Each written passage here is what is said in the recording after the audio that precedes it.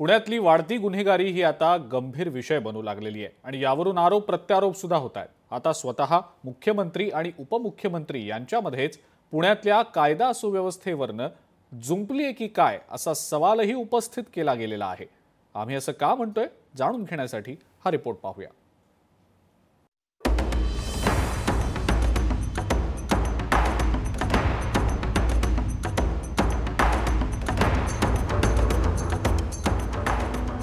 गेल्या काही दिवसांपासून पुणे शहरात गुन्हेगारीनं कळस गाठलाय।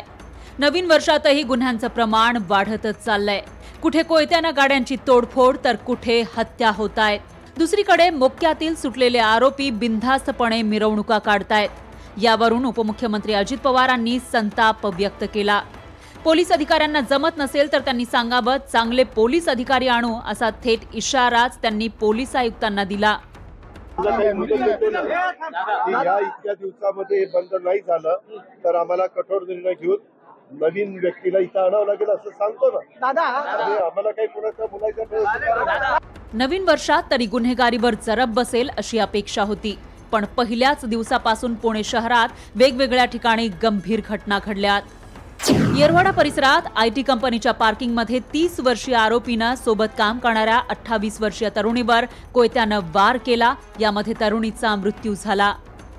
बिबेवाडी परिसरात 2 तरुणांवर कोयत्यानं हल्ला झाला। या हल्ल्यात एका तरुणाला हाताचा पंजा गमवावा लागला। हनुमान टेकडीवर फिरण्यासाठी गेलेल्या एका 17 वर्षीय मुलीला कोयत्याचा धाक दाखवत लूटमार करण्यात आली। तर काही दिवसांपूर्वी लोहगाव परिसरात दहशत माजवण्यासाठी तरुणांनी कोयते तलवारी हातात घेत गाड्यांची तोडफोड केली। तर या घटनांवर आमचं लक्ष असल्याचं म्हणत मुख्यमंत्री फडणवीसांनी उपमुख्यमंत्री अजित पवार यांच्या अल्टिमेटमची हवाच काढली।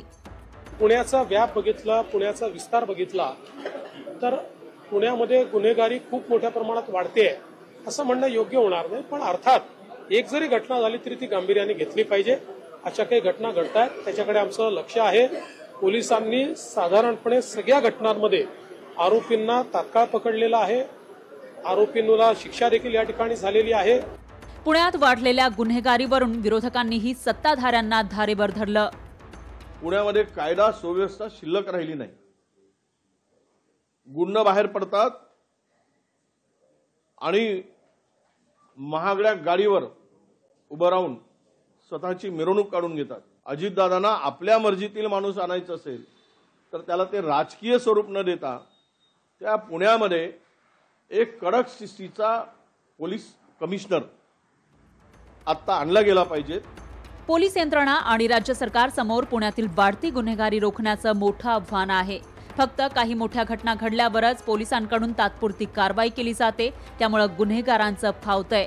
आता तरी पोलिसांनी पुण्याची शांतता बिघडवणाऱ्या गुन्हेगारांना आपली खाकी दाखवण्याची गरज निर्माण झाली आहे। अमोल धर्माधिकारी, लोकशाही मराठी, पुणे। लोकशाही मराठी ऐका, पहा, जागरूक रहा।